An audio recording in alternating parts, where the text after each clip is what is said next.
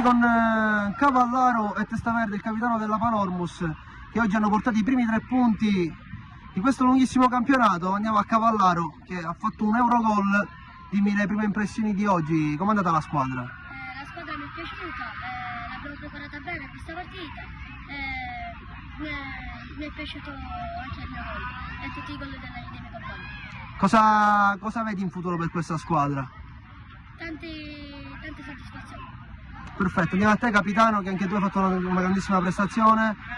Non hai fatto passare niente oggi, qualsiasi palla riuscivi a intercettarla. Tu cosa hai visto oggi? No, oggi ho visto soprattutto la squadra molta attenzione e anche sacrificio da parte dei miei compagni. Possiamo dire che noi al mister abbiamo preparato molto bene questa partita e posso fare complimenti a tutti. Ti ringraziamo, ma adesso l'ultima domanda, il gol di punizione che hai fatto? Era un cross, però la fortuna ha voluto che entrasse e la palla è andata in rete. Complimenti ragazzi per la bellissima partita, ci vediamo la prossima volta.